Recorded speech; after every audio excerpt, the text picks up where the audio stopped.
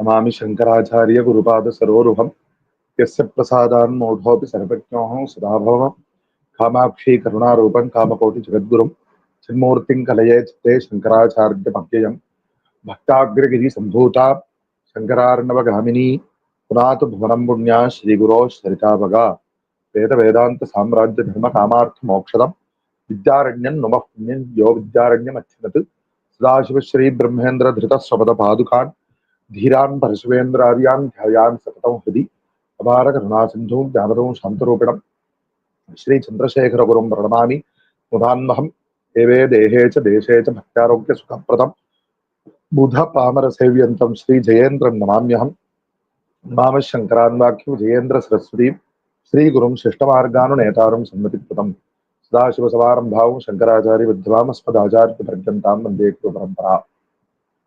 In this special year in which the 2500th Taravadana of Shri Shankara Bhagavatpāda has been completed, starting with the earlier Ashadha Shukla Ekadashi Budhanuradha Punyakala, on which our Shri Kanchi Kamakoti Mulamna Sarvabhya Peethadhipati Jagadguru Shri Shankara Vijayam Sri Shankaracharya Swamigal performed Abhisheka to Ramanatha Swami at Rameshwaram with his own hands and thereby completed his Tirtha Yatra. The prarthana of doing the Anusandhara of the original Shankara Vijaya text, we have started this prayatna, and currently we are examining the Anandagiriya Shankara Vijaya composed by one Anandagiri, a direct disciple of Shri Bhagavatpāda. And in this 19th session, we will be examining the 22nd prakarana of this Shankara Vijaya.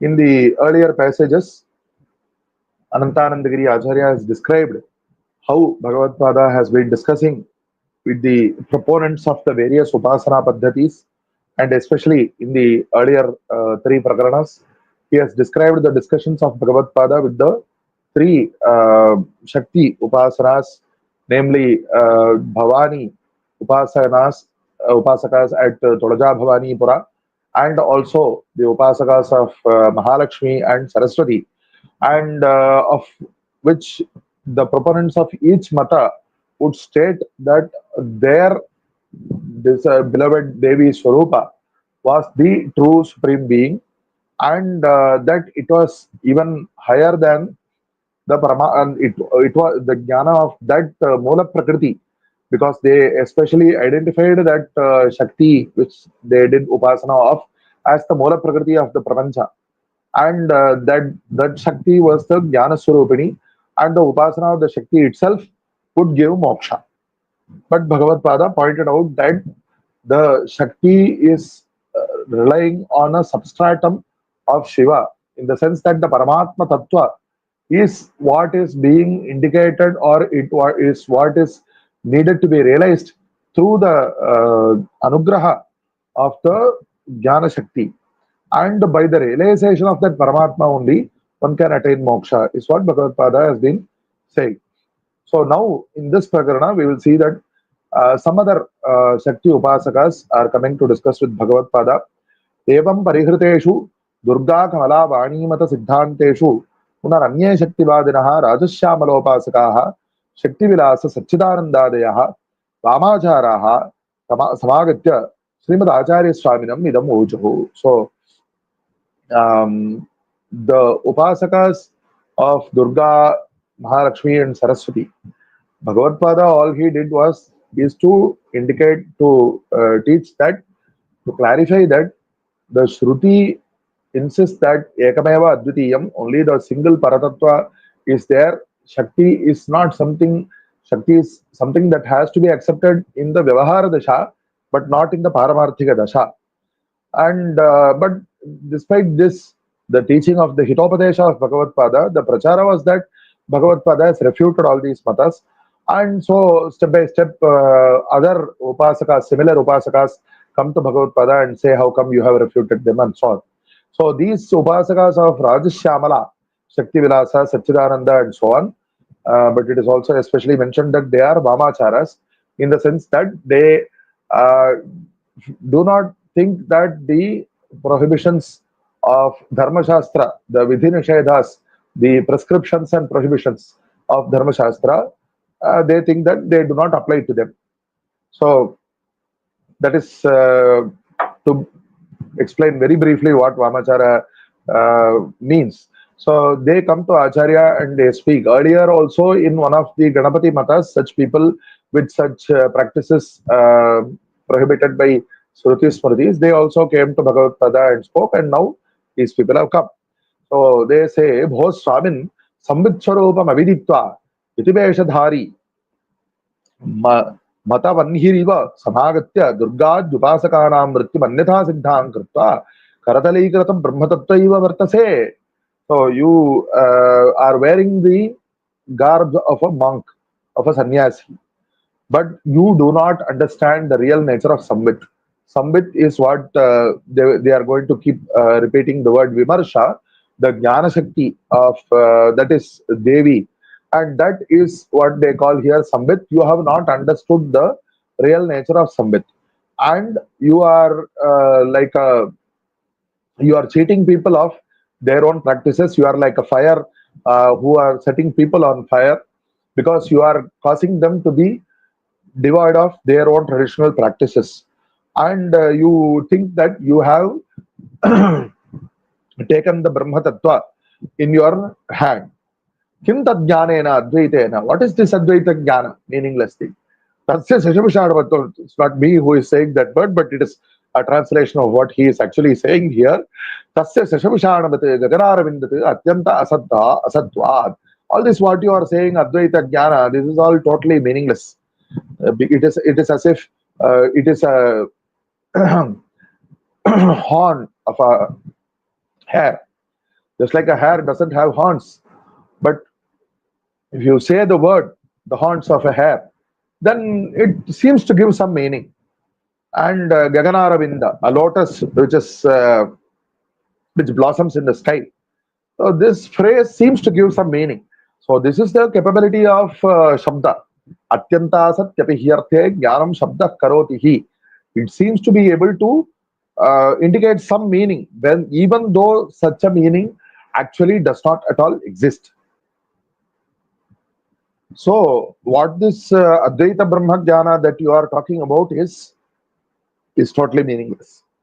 Like it is set in the Yoga Sutra, Shabda Jnananupati Vastu Shunyo Vikalpaha. There is a special kind of Chittavriti which is created by the power of the sound, by the power of the phrase.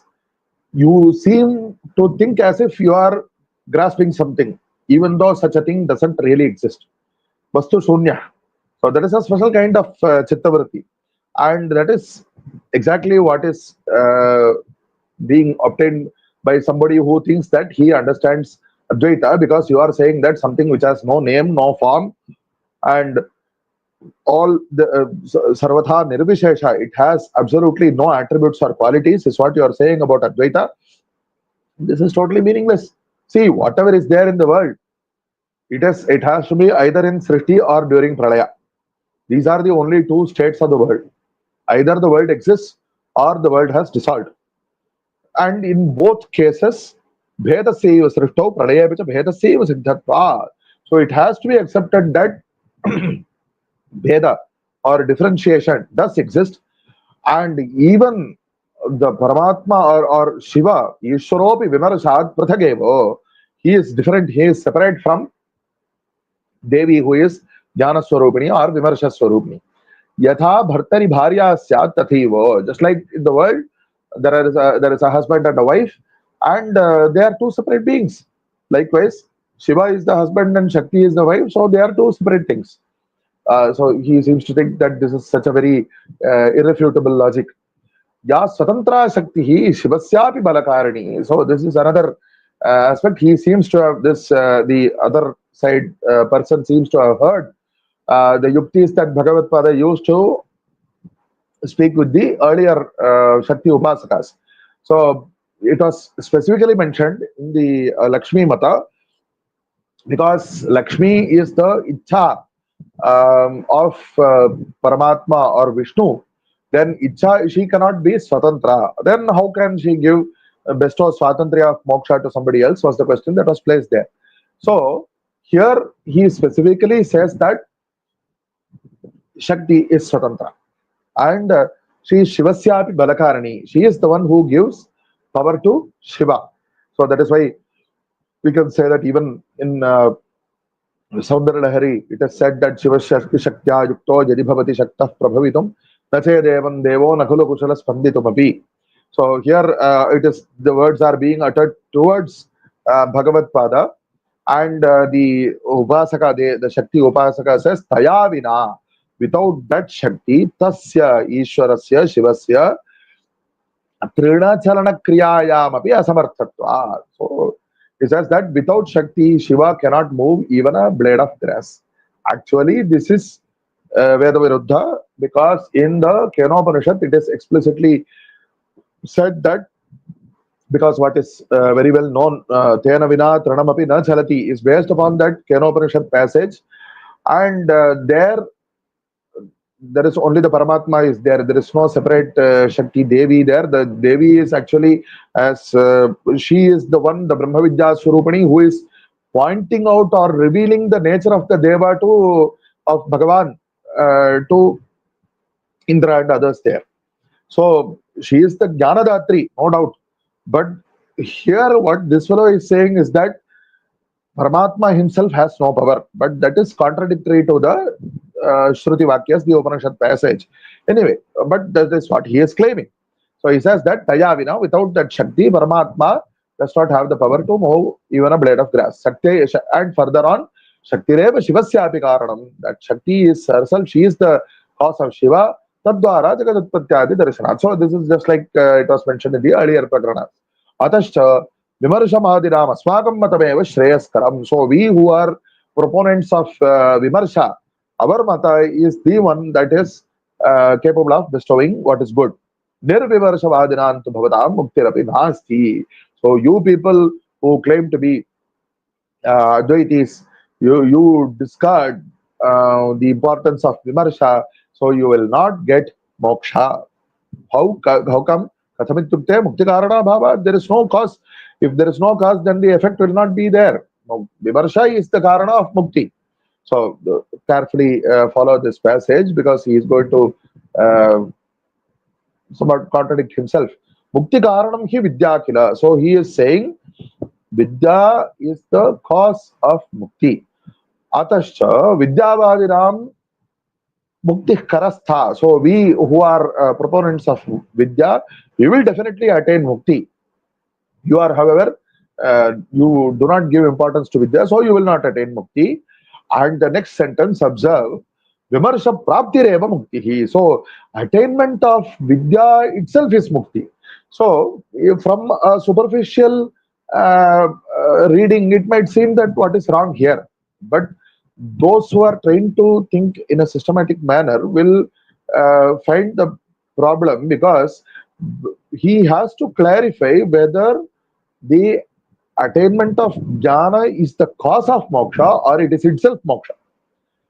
He is saying that first he said that mukti karanam hi vidya. Now he is saying vivarsha praptireva mukti. So this kind of superficial wordings are quite frequently seen in such matas. Ete Rajashyamalopaasakaha Manindra Suhotra Vitirupa Parabrata Bhrigvadayaha Panchadushyupasakaha Shakti Vilasa Sachidananda Vidyutankura Dvujaranopasakadayascha Sangirante. So we, Manindra and so on, all these names of various upasakas, and we are doing upasana of the Panchadashi mantra of Shakti, and this is our mata. Avyaktarupam Vivarsha Eva Brahma. So it is our Siddhanta that the unmanifest Vivarsha, that Jnana Shakti itself is Brahma. Suppose, because earlier in the Saraswati Mata it was mentioned that Manovritti, Vang Manovritti Atitam Brahma, Iti Tadadariktam Yadyastitu Uchyeta, Tadapi Tadashritam Shiva Shabdavacham. So even if you say that there is something beyond Vak and Manas, but that which is known by the name of Shiva is based on Shakti only. Tad Vyatirikta Bhastva Bhava. So there is nothing other than these two. Now he comes to this next stage. Tayor Nityatvam Shutyagamadi Siddham. Apart from these two, there is nothing else, and these two are permanent. It is known from Shrutis and Agamas. This is claim. Nityapadarthayos Tayor Madhya Ukshaktera Dhikatvam. So even of those two, Shakti is the greater one. Tat Jnana Karanam Rahasya Ishthyadikam Karma Kuruvatam Jnana Siddhi Darsana. So that Shakti is the cause of Jnana. How come? Because those who are doing the Rahasya Ishtis, these seem to be some kind of procedures in their mata. Jnana Siddhi Darsana. He says that those who do such procedures as per their mata, they attain jnana. By what standard he decides that they have attained jnana, it's not clear. Ataha vayam panchadashubhasakaha purnabhishiktaha kritarthaha kritya samakhila. So far he's saying that we are doing upasana of panchadashi, and all this is just about the tattva philosophy. And he says that they have attained purnabhisheka in the Shri Vidya Paddhati. But then he says kritya samaha. We consider what is prescribed and what is prohibited as equal. We do not differentiate between the two. Tasmat trividhanam asmakam. So there are three kinds of upasakas apparently here. He says that asmakam nistraigumnye pathivicharatam. So there is a well-known verse which says nistraigumnye pathivicharatam ko vidhik ko nishedha. So one who has gone beyond the trigunas of sattva rajas tamas, because the prescriptions and prohibitions apply to those who are within these trigunas only. Those who have gone beyond these trigunas, to them such prescriptions and prohibitions do not apply. So he says that Kim avaguntharam asmakam lokatraye vidyate. In these words, there is absolutely nothing, no such restriction upon us, he says. Vihita vihita margatvaya sutrabadhanam sarganarka pravrittihi. Dhaninantu mattagajavat niravagunthara gati pravrittehe vidyamanatva. So he says that all this saying that by doing what is prescribed, one will attain Swarga, and by doing what is prohibited, one will attain Naraka. This is all only for those people, those lesser people who are within all these within Shetas. But for Jnanis, there is just like an elephant, a Batta Gaja, there is no restricting such an elephant. So just like that, nobody can control. So he seems to assume that he has attained such, even though he is a samsari, he has assumed that he has attained such a state which is beyond the trigunas. And he furthermore quotes Purva Yugeshu, Bhrugu, Agastya, Rubhu, Nidagha, Jadabharata, Vishwamitra, Ramadishu. So all these Mahatmas, so Rama probably means Parashurama, and he says that they are Vamopasakas. By what Pramana he says, it's not clear. Even in earlier Prakranas, Bhagavatpāda asked, by which Purana is this said? But they keep quoting like that. So Lokatita Vrittehe Jnanonnatescha Drishtatvad Tesham Mukti Karastiva. So all these great souls, he claims that they are Vamopasakas, okay, and he says that their behavior is beyond ordinary worldly behavior, and they are known to have such greatness of jnana. So they had moksha in their hands. So, and what is the karya karana bhava? It's not clear. He says that tadachara shilavatam. So because in their case, it was observed that they had such great jnana, and it was also observed that some of their actions were beyond the normal vidhi-nishedhas, prescriptions and prohibitions. But here what happens is that he takes only that part where they do not, or they did not in some cases follow the prescriptions and prohibitions. And he says that Tadachara Shilavata. So I will copy their practices. Naha Jiva Dashayamapi Muktireva. So by following their actions, I have also attained Mukti. So he is so confident. So we have to consider, in the case of all these Mahatmas, later on Bhagavatpāda is also going to ask whether they are acting in such a way which is beyond the normal prescription prohibitions intentionally, or it is a result of their attaining an extreme level of jnana. That has to be considered. Sadashiva Brahmendra was a jnani who took formal procedural sannyasa from the 57th Acharya, Jagadguru Shri Paramashendra Saraswati of our Kamakoti Pitham. But later on, and in his early days after sannyasa, he also had Danda Kamandalu Kashaya and so on. But because of whatever reason, he came to such a stage where he was not even aware of his physical, the condition of his physical body, at which point he was not in a position to follow the Shastras regarding Danda Kamandalu and so on, or Kashaya Vastra Dharan. So his being in such a state without all these things is a result of attaining all of such a greatness of jnana. He did not discard Danda Kamandalu, etc., and through that he attained jnana. That is not what happened. So that is something we can know if we examine the history properly. So when he transgressed, or probably that word is not appropriate, he transcended the Vidhi Nishedhas, it was because he had already attained the jnana. And all these Mahatmas, their actions were such because they had already attained jnana, and they did not attain jnana because they were acting that way. But he copies one particular part of it, he claims that that is his praman. So he further goes to say that because I have attained Panchadashi Upadesha, Yadino Pashimam Janma Yadiva Shankara Swayam, Tenaiva Labhyate Vidya Shrivat Panchadashakshari, the greatness of Panchadashi Mantropadesha is said that unless it is the last Janma, or he is Parameshwara himself who has no Janma at all, only then he will, unless it is such a state, he will not attain Panchadashi Upadesha. So because he has got Panchadashi Upadesha, by default it is assumed that he will attain moksha. Iti Devyagamastya Vajanasya Sattva Tato Vidyavatannaha Nakinchit Vicharaniyam. So we have attained that Vidya, we do not need to worry about anything. Bhavantopi Sarvam Parityajya Vidyopasakaha Bhavato Iti Prapte. So you also leave all these Vidhinishedas and become upasakas of that Vidya or Vimarsha. And hearing this, Srimad Acharya Pathri, Bhok Purnabhishikta, oh, you have attained Purnabhisheka, okay, but your mata is not correct. So, because you should examine the Shrutis properly, you are saying that by attaining Vimarsha, one attains moksha.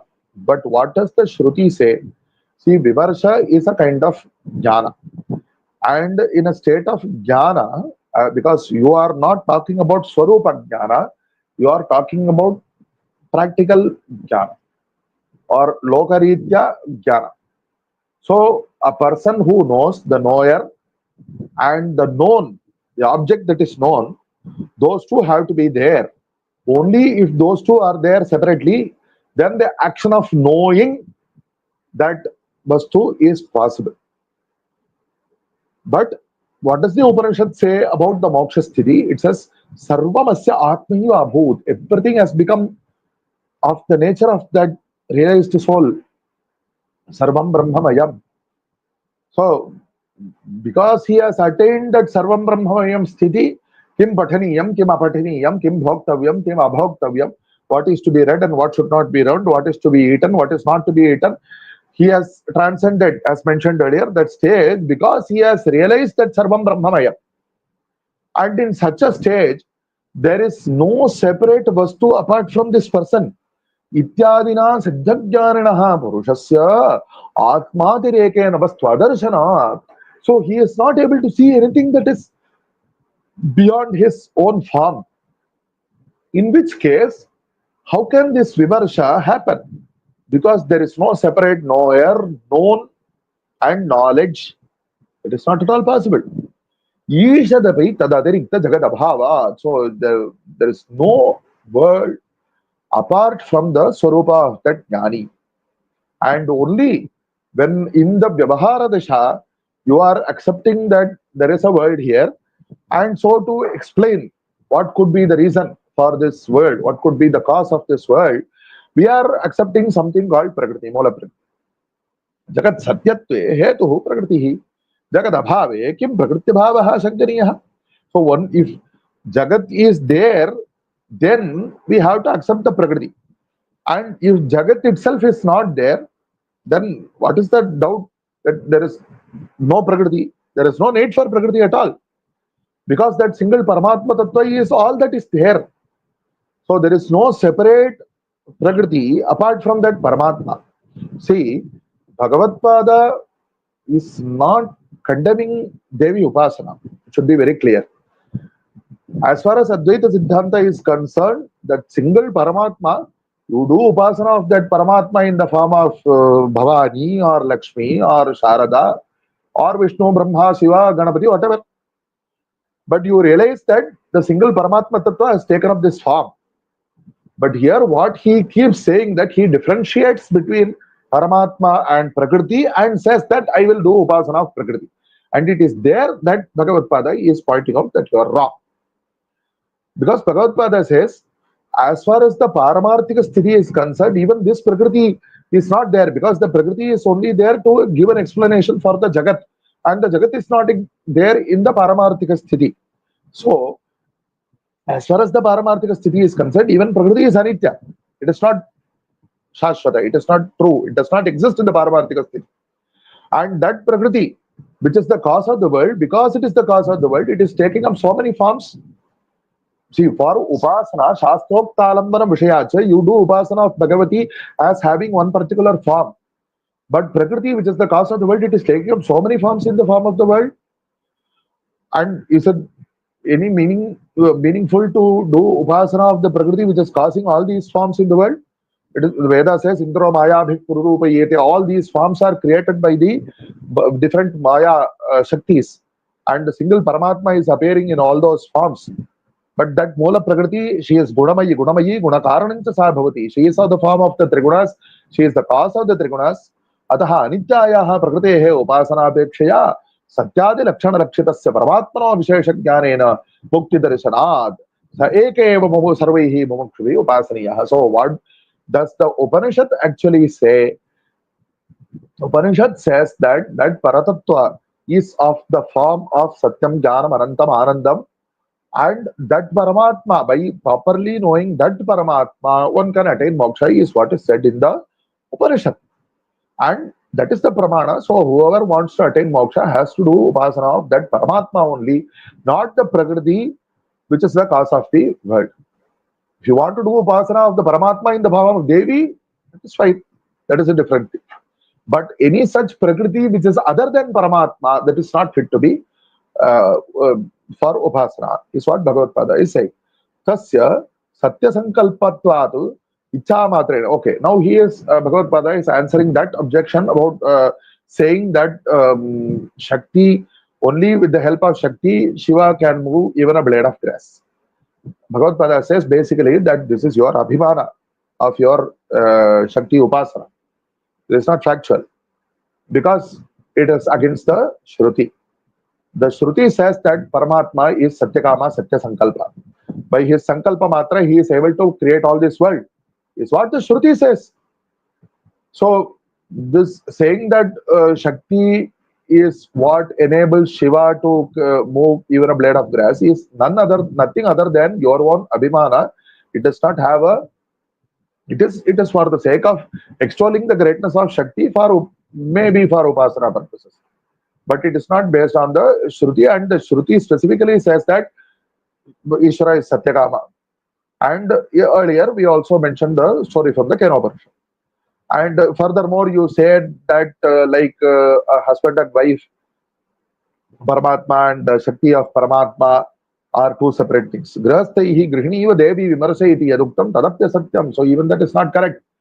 Grihini jata sukhanubhavo grihastasya asti deve tadabhavat. So whatever worldly enjoyment that is obtained by a husband and wife being two separate sentient beings, that is there in the world. So they are two separate people. But in the case of Parameshwara, Swatmabhuta Parananda Parashakti Ardha Vigraham. So Parashakti is none other than the Ananda which is of the nature of that Paramatma.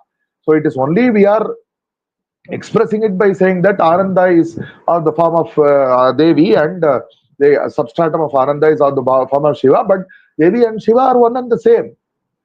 So, in which case, in the case of Paramatma, there is no separate enjoyment to be derived from a separate being, for which we have to accept the two separate entities. Like Shiva is different from Shakti. Tadapi na sambhavati. So, all these Laukika Nyayas which are trying to apply here do not really apply. Sarva Shaktihi, Sarvamayaha, Sarva Karanamiti Shrutibhya. So, there is also absolutely no pramana to say that Shakti is separate from Shiva, because the Shruti itself says that Paramatma is of the nature of Sarva Shakti and he himself creates everything. And based on all these vadas, whatever your claims are, you are further on going to say that you do not have any prescriptions or prohibitions, which is not correct. Abhaksha bhakshanashilasya pramanikatva bhavat veda virodhacha. You say that I do not have restrictions on what I should eat and should not eat. All this is against the Shruti Smriti Pramanas. Ataha vamacharavatam bhavde prayashchittam kartavyam. So because you have transgressed, you have not transcended the Vidhi Nishedas, you have transgressed the Vidhi Nishedas, so you do not have the right to claim that you are beyond all these Vidhi Nishedas. So you do have to do prayashchitta. You should not claim Bhrigvadivat Vayam Kritarthaha Ityuktam. You are saying that you are like Bhrigu and such other Mahatmas. Yushmakam Bhrigvadi Samata Katham Syat. How can you claim that you are equivalent to Bhrigu? Because Bhrigu went and he kicked Mahavishnu on his chest, but Mahavishnu was immediately he spoke very lovingly to Bhrigu. It was of the Mahatva of Bhrigu. And Agastya, he drank the entire ocean, and they are capable of doing such things. Are you capable of doing such things?